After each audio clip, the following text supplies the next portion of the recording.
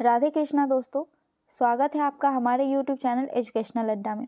दोस्तों, हम लोग क्राउन पब्लिकेशन के बुक से प्राचीन भारतीय इतिहास को MCQ फॉर्म में देख रहे हैं। हम लोगों ने पिछले वीडियो में गुप्त एवं गुप्तोत्तर युग के कुछ महत्वपूर्ण प्रश्नों को देखा था। आज के वीडियो में हम लोग इसी चैप्टर के बचे हुए बाकी महत्वपूर्ण प्रश्नों को कवर करेंगे। तो अगर आपने हमारी पहले की वीडियोज़ को नहीं देखी है तो उसे देख लीजिएगा। चलिए बिना टाइम वेस्ट किए स्टार्ट करते हैं आज के इस चैप्टर के बचे हुए प्रश्नों को। क्वेश्चन है, निम्नलिखित कथनों पर विचार कीजिए। पहला है, चीनी तीर्थयात्री फाहियान ने कनिष्क के द्वारा आयोजित की गई चतुर्थ महाबौद्ध परिषद में भाग लिया था, जो कि गलत है। अगला कथन देखते हैं। अगला कथन है, चीनी तीर्थयात्री वेनसांग हर्षवर्धन से मिले और उसे बौद्ध धर्म का प्रतिरोध पाया। ये भी गलत है। ये वेनसांग जो है वो हर्षवर्धन के शासन काल में आए थे, लेकिन हर्षवर्धन भी बौद्ध धर्म से जुड़े थे, ना कि उसका प्रतिरोधी थे। तो इसलिए ये कथन गलत हो जाएगा। तो ना तो एक होगा सही और ना ही दो। इसमें पूछ रहा है सही कौन सा है, तो दोनों में से कोई भी सही नहीं है, इसलिए इसका सही आंसर ऑप्शन नंबर डी हो जाएगा, ना ही एक और ना ही दो। अगला क्वेश्चन है, निम्नलिखित शासकों में से किसने हर्षवर्धन को पराजित किया था? तो ये क्वेश्चन हम लोगों ने इसके पहले के वीडियोस में भी देखा था। इसका सही आंसर क्या होगा आप बताइए। इसका सही आंसर ऑप्शन नंबर डी हो जाएगा। पुलकेशिन द्वितीय के द्वारा हर्षवर्धन को पराजय का सामना करना पड़ा था, यानी हर्षवर्धन को पराजित पुलकेशिन द्वितीय ने किया था। अगला क्वेश्चन है, आदि शंकर जो बाद में शंकराचार्य बने उसका जन्म हुआ था। तो शंकराचार्य जी का जन्म केरल में हुआ था। इसका सही answer option number B Kerala हो जाएगा। अगला क्वेश्चन है, सूची 1 को सूची 2 से सुमेलित करना है। एक तरफ है दरबारी कवि, दूसरी तरफ है उसे संबंधित राजा। अमीर खुसरो जी ये अलादीन खिलजी के दरबार में रहते थे। दूसरे में कालिदास ये चंद्रगुप्त द्वितीय के दरबार में रहते थे। हरिसेन ये समुद्रगुप्त के दरबार में रहते थे। और वान भट्ट ये हर्षवर्धन के राज दरबार में रहते थे। इसका सही आंसर हो जाएगा 4, 1, 2 और 3, जो कि ऑप्शन नंबर सी में है, बी में है। इसका सही आंसर ऑप्शन नंबर बी हो जाएगा, 4, 1, 2 और 3। अगला क्वेश्चन है, हर्ष के दरबार में ह्वेनसांग को एक दूत के रूप में किसने भेजा था? इसका सही आंसर ऑप्शन नंबर ए हो जाएगा। ताइसुंग नामक शासक हर्षवर्धन के दरबार में ह्वेनसांग को भेजा था। अगला क्वेश्चन है, आदि शंकराचार्य द्वारा स्थापित 4 मठ कहाँ स्थित है? एक तो है जोशीमठ, द्वारिका, पुरी और श्रृंगेरी में स्थित है ये 4 मठ। तो इसका सही आंसर ऑप्शन नंबर सी हो जाएगा। अगला क्वेश्चन है, निम्नलिखित जोड़ों में से कौन सुमेलित नहीं है? हरिसेन ये समुद्रगुप्त के दरबार में रहते थे, ना कि हर्षवर्धन के दरबार में, इसलिए यही गलत है, ये सुमेलित नहीं है। इसका सही आंसर ऑप्शन नंबर सी हो जाएगा। बाकी रवि कीर्ति पुलकेशिन द्वितीय के दरबार में रहते थे। भवभूति ये कन्नौज के यशोवर्मन के दरबार में रहते थे। और दंडी जो है यह नरसिंह वर्मन के दरबार में रहते थे। तो बाकी सारे सुमेलित हैं, जबकि हरिसेन जो है ये समुद्रगुप्त के दरबार में रहते थे, ये सुमेलित नहीं है, इसलिए इसका सही आंसर ऑप्शन नंबर सी हो जाएगा। अगला क्वेश्चन है, गुप्त वंश के निम्नलिखित शासकों को क्रम से लगाएं। तो देखते हैं, चंद्रगुप्त प्रथम, इसका शासनकाल 319 से लेकर 334 ईस्वी तक था।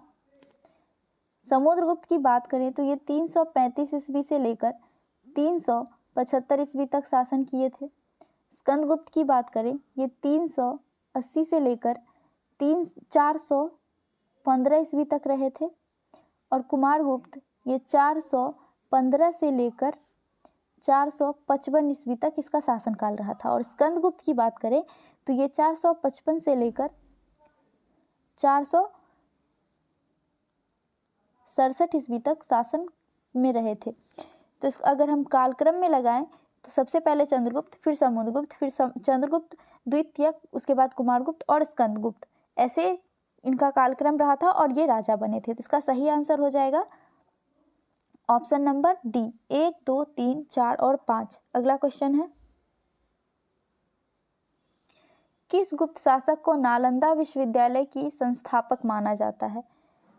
कुमारगुप्त प्रथम को नालंदा विश्वविद्यालय का संस्थापक माना जाता है। इसका सही आंसर ऑप्शन नंबर ए हो जाएगा, कुमारगुप्त। निम्नलिखित युग में से कौन सा एक भारतीय षड दर्शन का भाग नहीं है? इसका सही आंसर ऑप्शन नंबर सी हो जाएगा, लोकायत एवं कापालिक ये षष्ठ दर्शन का भाग नहीं है, जबकि मीमांसा, वेदांत, न्याय, वैशेषिक, सांख्य एवं योग ये 6 भारतीय षष्ठ दर्शन का भाग है। इसका सही आंसर ऑप्शन नंबर सी हो जाएगा, लोकायत तथा कापालिक। अगला क्वेश्चन है, पुराणों के अनुसार चंद्रवंशीय शासक का मूल स्थान था। चंद्रवंशीय शासकों का स्थान प्रतिष्ठानुपुर था। कहाँ था? प्रतिष्ठानुपुर। इसका सही आंसर ऑप्शन नंबर सी हो जाएगा। अगला क्वेश्चन है, भारतीय रंगमंच में यवनिका यानी कि पर्दा की शुभारंभ किसने किया था? तो भारतीय रंगमंच यानी गांव सब में जो आप नाटक होते हुए देखते थे एक टाइम पे, तो वो रंगमंच जो था उसमें पर्दा का प्रयोग किसके टाइम से शुरू किया गया? तो ये यूनानियों के द्वारा शुरू किया गया था। इसका सही आंसर ऑप्शन नंबर सी यूनानी हो जाएगा। अगला क्वेश्चन है,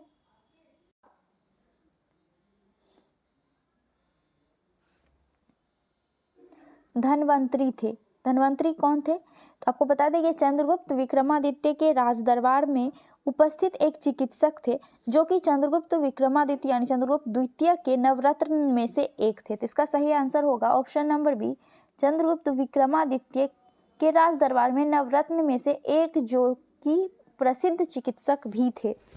तो ऑप्शन नंबर बी इसका सही हो जाएगा। अगला क्वेश्चन है, निम्नलिखित कथनों पर विचार कीजिए तथा नीचे दिए गए कूट से सही उत्तर चुनिए।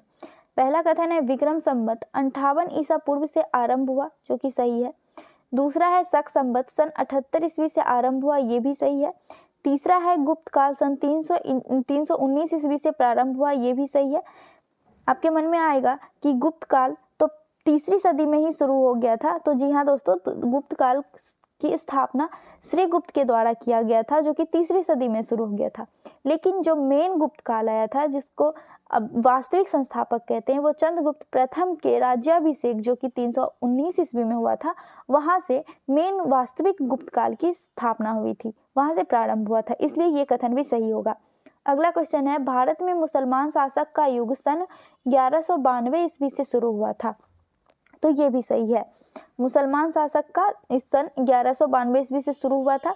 तो इसका सही आंसर ऑप्शन नंबर डी हो जाएगा। 1, 2, 3 और 4 सभी सही है। अगला क्वेश्चन है, कवि वान निवासी थे, यानी कवि वानभट्ट जो थे वो कहाँ के निवासी थे? तो ये थानेश्वर के रहने वाले थे। इसका सही आंसर ऑप्शन नंबर बी हो जाएगा, थानेश्वर। अगला क्वेश्चन है, सम्राट हर्ष ने अपनी राजधानी थानेश्वर से कहाँ स्थानांतरित की थी? तो सम्राट हर्षवर्धन ने थानेश्वर से अपनी राजधानी कन्नौज शिफ्ट की थी। इसका सही आंसर ऑप्शन नंबर सी हो जाएगा, कन्नौज। अगला क्वेश्चन है, अद्वैत दर्शन के संस्थापक हैं। तो अद्वैत दर्शन के संस्थापक शंकराचार्य जी हैं। इसका सही आंसर ऑप्शन नंबर ए हो जाएगा, शंकराचार्य। अगला क्वेश्चन है, उत्तर गुप्त युग में जो विश्वविद्यालय प्रसिद्ध हुआ वह था? तो उत्तर गुप्त युग में नालंदा विश्वविद्यालय की स्थापना हुई थी, यानी कुमारगुप्त के द्वारा नालंदा विश्वविद्यालय की स्थापना की गई थी। तो इसका सही आंसर ऑप्शन नंबर सी हो जाएगा, नालंदा। अगला क्वेश्चन है, हर्ष के समय की सूचनाएं किसकी पुस्तक में निहित है? दोस्तों, ये कलहन की पुस्तक राजतरंगिणी में हर्षवर्धन के राज्य शासन का वर्णन किया गया है। तो इसका सही आंसर ऑप्शन नंबर बी हो जाएगा, कलहन। अगला क्वेश्चन है, किस व्यक्ति को द्वितीय अशोक कहा जाता है? तो द्वितीय अशोक हर्षवर्धन को कहा जाता है। इसका सही आंसर ऑप्शन नंबर डी हो जाएगा, हर्षवर्धन। अगला क्वेश्चन है, हर्षचरित्र नामक पुस्तक किसने लिखी थी? तो हर्षचरित्र नामक पुस्तक वानभट्ट जी के द्वारा लिखा गया था। इसका सही आंसर ऑप्शन नंबर बी हो जाएगा, वानभट्ट। अगला क्वेश्चन है, चीनी यात्री वेनसांग ने किस विश्वविद्यालय में अध्ययन किया था? तो दोस्तों, नालंदा विश्वविद्यालय में वेनसांग के द्वारा अध्ययन भी किया गया था और अध्ययन यानी कि पढ़ाया भी गया था और पढ़ा भी गया था। तो इसका सही आंसर ऑप्शन नंबर डी हो जाएगा, नालंदा विश्वविद्यालय। अगला क्वेश्चन है,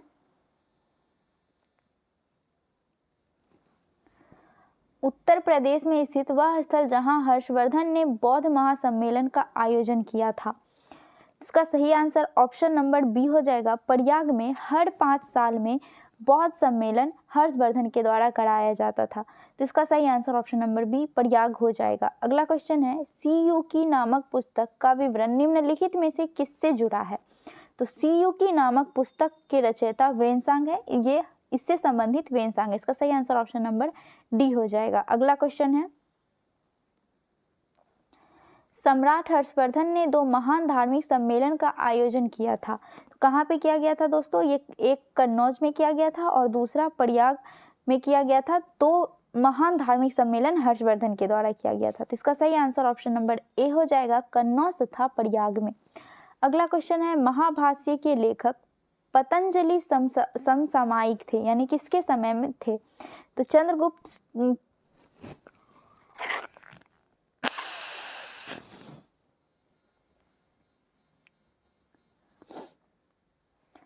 अगला क्वेश्चन है, महाभाष्य के लेखक पतंजलि समसामयिक थे। तो दोस्तों पतंजलि जो है वो पुष्यमित्र शुंग के राज दरबार में रहते थे। इसका सही आंसर ऑप्शन नंबर सी हो जाएगा, पुष्यमित्र शुंग। अगला क्वेश्चन है, तोमान किस जातीय दल का था? तोमान जो है यह हून जातीय दल का था। इसका सही आंसर ऑप्शन नंबर बी हो जाएगा, हून। अगला क्वेश्चन है, कहा जाता है कि शतरंज का खेल उद्भूत यानी कि प्रारंभ हुआ था। तो शतरंज का खेल हमारे देश भारत से प्रारंभ हुआ था। इसका सही आंसर ऑप्शन नंबर डी हो जाएगा। आप हमें कमेंट कर बताइए दोस्तों, शतरंज को उस समय क्या कहते थे? अगला क्वेश्चन है, गुप्तकालीन रजत मुद्राओं को नाम दिया गया था। तो रजत मुद्रा यानी चांदी की मुद्रा जो गुप्त काल में चलाई गई थी उसे रूपक नाम दिया गया था। इसका सही आंसर ऑप्शन नंबर सी रूपक हो जाएगा। अगला क्वेश्चन है, गुप्त साम्राज्य द्वारा निम्न में से किन्हें कर रहित कृषि प्रदान की जाती थी? तो ब्राह्मणों को कर रहित कृषि यानी कि भूमि दान में दी जाती थी। और आपको बता दें सबसे ज्यादा ब्राह्मणों को भूमि में दान गुप्त साम्राज्य में ही मिला। तो इसका सही आंसर ऑप्शन नंबर सी हो जाएगा, ब्राह्मणों को। अगला क्वेश्चन है, गुर्जरों को किस शासक ने पराजित किया था? तो दोस्तों गुर्जर को हर्षवर्धन के द्वारा पराजित किया गया था। इसका सही आंसर ऑप्शन नंबर सी हो जाएगा। अगला क्वेश्चन है, सूची 1 को सूची 2 से सुमेलित करना है। एक तरफ राज्य दिया हुआ है और दूसरी तरफ उससे संबंधित राजधानी। तो देखते हैं, गुप्त इसकी राजधानी देवगढ़ थी, चंदेल इसकी राजधानी खजुराहो थी, चालुक्य की राजधानी वादामी थी तथा पल्लव की राजधानी पनमैले थी। तो इसका सही आंसर 4, 3, 1 और 2 हो जाएगा, जो कि ऑप्शन नंबर ए में है। अगला क्वेश्चन है,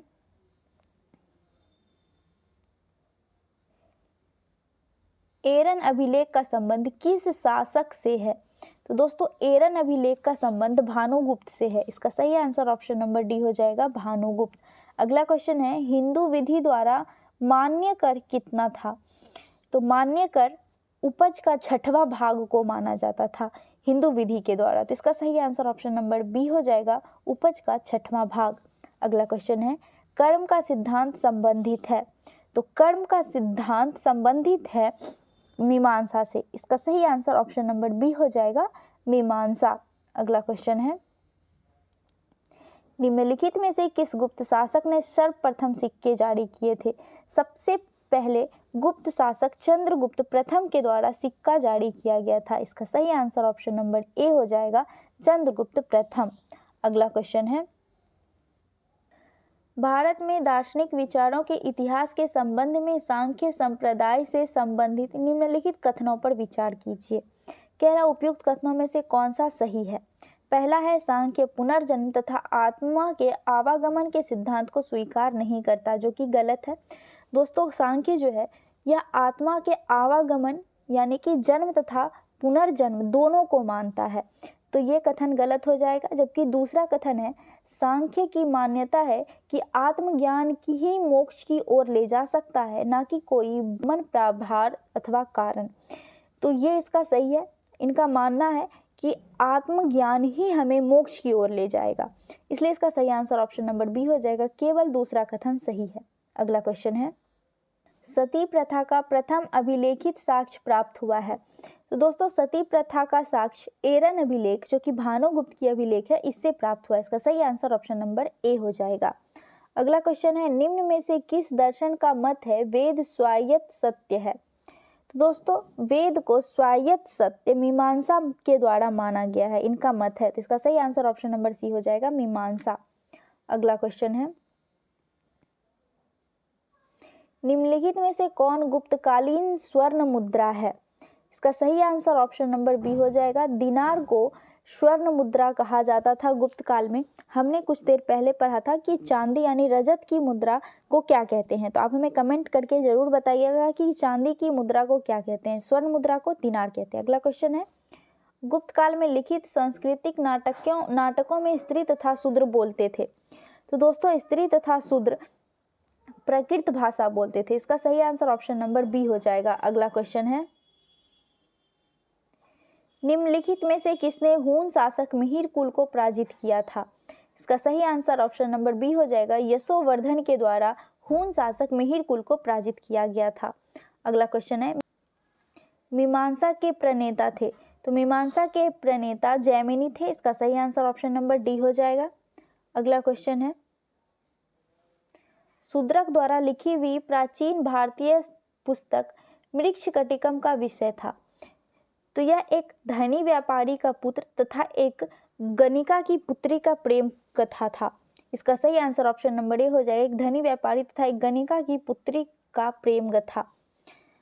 तो इसका सही आंसर ऑप्शन नंबर ए। अगला क्वेश्चन है, निम्नलिखित में से कौन एक अष्टांग योग का अंश नहीं है।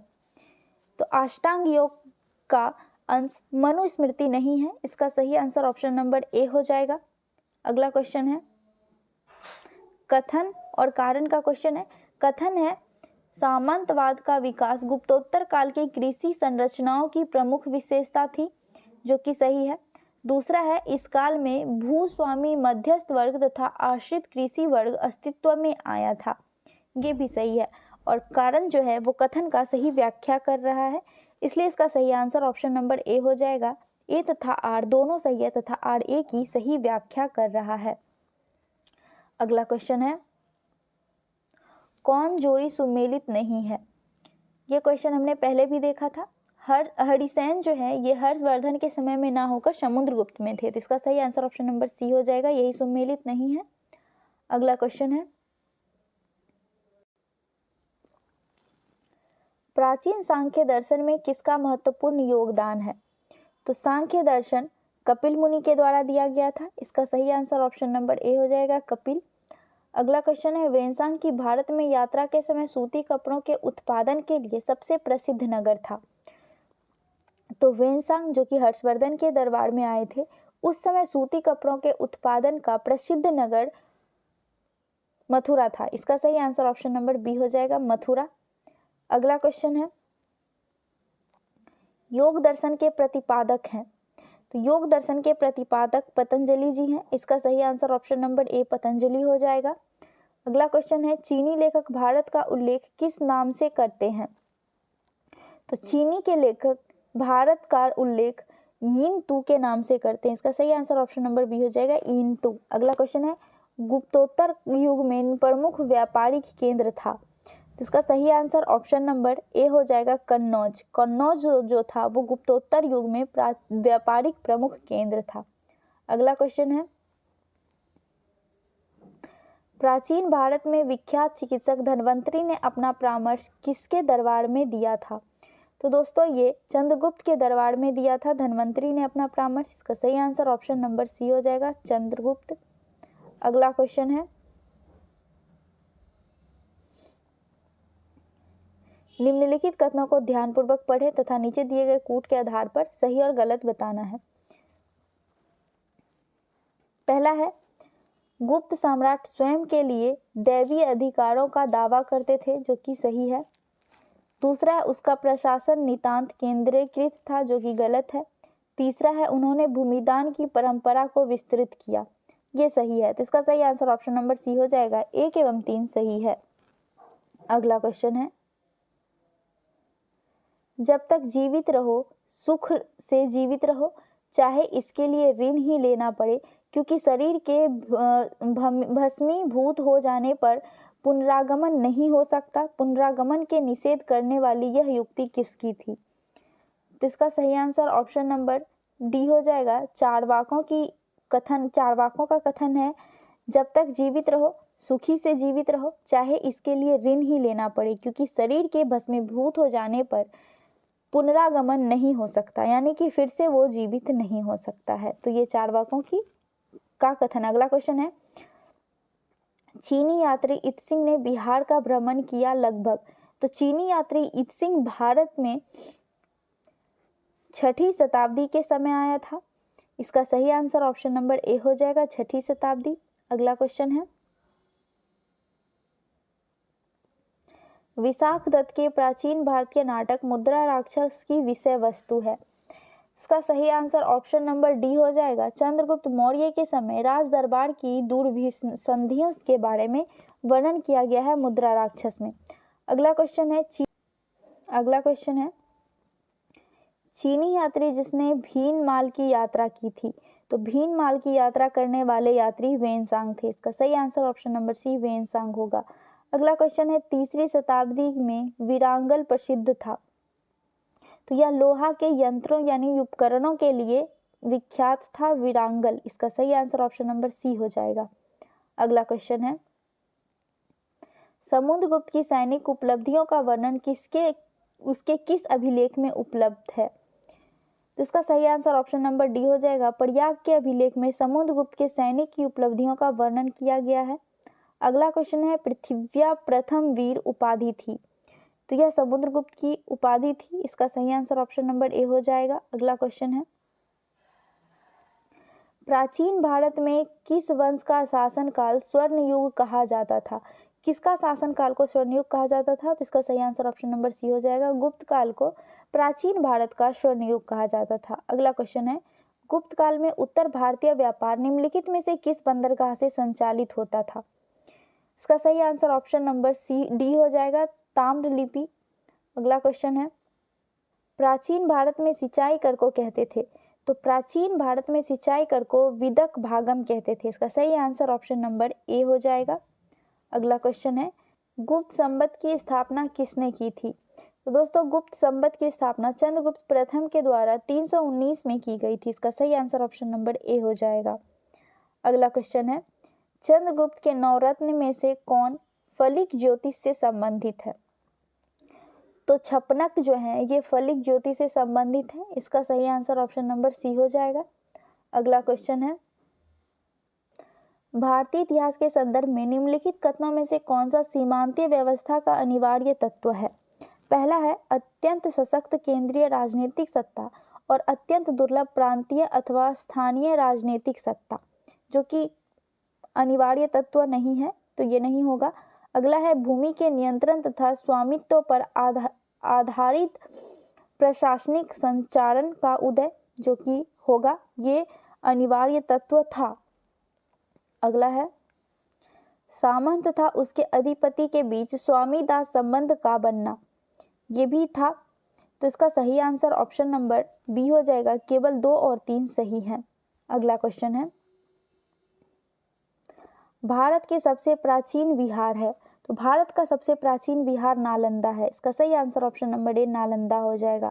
तो दोस्तों, हमारा ये था आज के सेट का क्वेश्चन तथा गुप्त एवं गुप्तोत्तर काल का बचा हुआ सारा महत्वपूर्ण क्वेश्चन। तो वीडियो आपको कैसी लगी कमेंट करके जरूर बताइएगा, और अगर अच्छी लगी तो लाइक कीजिएगा। अगर आप हमारे चैनल पर नए हैं तो सब्सक्राइब कीजिए तथा अपने दोस्तों में शेयर कीजिए। मिलते हैं नेक्स्ट वीडियो में। जय हिंद।